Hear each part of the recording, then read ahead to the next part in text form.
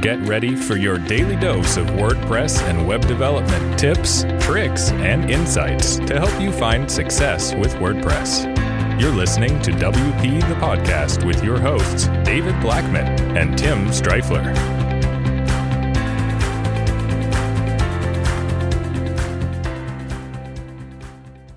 Hey everybody, welcome to another episode of WP the Podcast, brought to you by WP Gears. I'm David Blackman.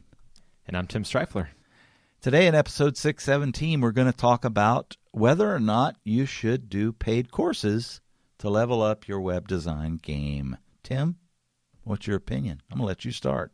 Yeah, now, full disclosure, David and I are course creators, so we're a little bit biased, but we're going to try to give you some solid facts here from our own experience and just kind of some good general knowledge on this subject, because the topic does come up. It's like, should I just learn stuff for free on YouTube, doing Google searches, reading blog posts, stuff like that, or should I actually pay for a premium course instead of doing that? And so in our opinion, when you pay for a premium course, you get a consistent and clear path to whatever the objective might be. So in mine and David's case, we have a Divi business course, a Divi WordPress business course, and their clear path is to show you how to build a long-term sustainable business, how to get clients, how to get recurring revenue within your business. And so the clear path is to show you how to do that. When you're learning from free resources like YouTube and blog articles and you're Googling stuff, it's what I like to call buffet learning, which is you're taking a little bit from this person, you're taking a little bit from this person, a little bit from this person. And not that that's necessarily bad, but you're missing all the in-between stuff. And so this person might have a good idea, but doesn't necessarily mesh well with this other person's tip over here because they're not meant to go together. And so it's the kind of the concept of you don't know what you don't know. But when you're getting consistent and clear direction from one instructor or one pair of instructors like me and David, you're able to learn the things that we're teaching that maybe you don't realize is the important part of the learning. Number 2 reasons why you should potentially, do paid courses is, when you pay for something, it gives you some quote unquote skin in the game. You're more likely to implement some of the strategies that are recommended and taught as opposed to not when you have money invested. It just makes sense. If you want someone to be serious, you want to find out how serious someone is about something, ask them to pony up some cash to find out whether or not they're really serious about taking their learning to the next level and stuff. And typically with a paid course, it means you're in that zone. You want to take your learning and your knowledge to the next level and stuff. And by paying for something, it gives you some skin in the game, and you're more likely to implement what you've learned as opposed to maybe watching a YouTube video. And I'll do that tomorrow. Yeah, absolutely. And then the next reason why you should do paid courses to level up your web design game is accountability and community with other students. And so, for example, when you're kind of out there learning on your own and taking bits and pieces from different things and stuff, there's no community and there's no accountability. There's no one to ask questions to and stuff like that. And we've come to learn that those are some of the things that our students value the most, or maybe those are some of the things that we didn't realize that they would value as much as they do in the course. Like, yes, the content is kind of the bread and butter of the course, but being able to ask questions for me and David, and then also get feedback from other students, like that's invaluable, and that's a huge part of the education and learning experience is getting that. And so without a structured course, you're missing out.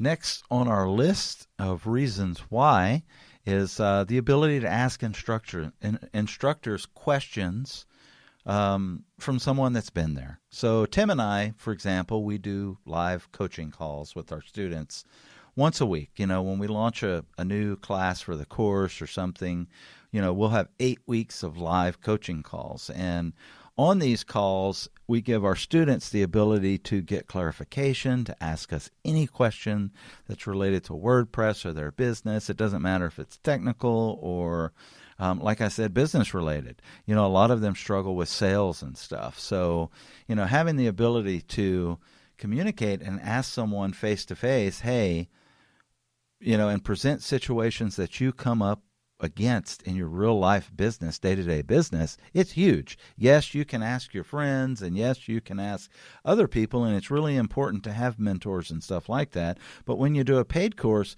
you're actually getting direct access to those instructors to answer questions that you're struggling with that you probably bought the course for to begin with. So, for example, building a business in WordPress and Divi, we cover everything from the very basics of what type of hosting you should get all the way to pipelines and closings and presentations and contracts and agreements and insurance and all this stuff that's like you may not even be thinking about, but you need.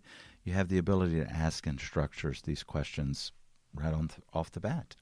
Yeah, and that's something to really look into when you are evaluating courses is how much access do you get to the instructors, and is there a actual formal method of being able to ask whatever questions you want? Like David mentioned, we have the coaching calls and stuff. And so the reason I say that is there's some courses where it's like, yes, you are paying, you are investing in it, you are getting a consistent and clear path of learning, but there's no community, there's no question and answer time or no way to reach out and ask questions. And so, the instructors are basically just cashing the checks without, doing the other things that should be involved with learning from a paid course.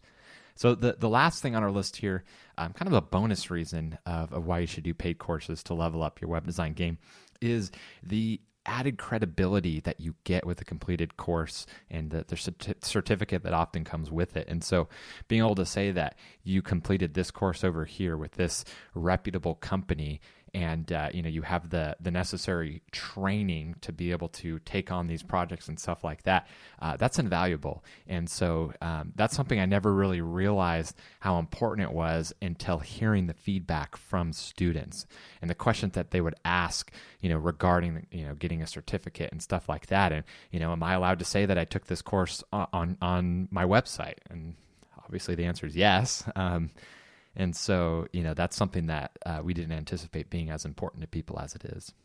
Yeah, and it just makes sense, when you have that stamp of approval, so like WordPress, certificate or learning, Google Analytics, when you've got that branded, recognizable badge that says, hey, I'm an expert in this because I have completed, and you don't get these things unless you complete the course and stuff. So if you buy a course, don't think you're getting the certificate just because, at least from us anyways.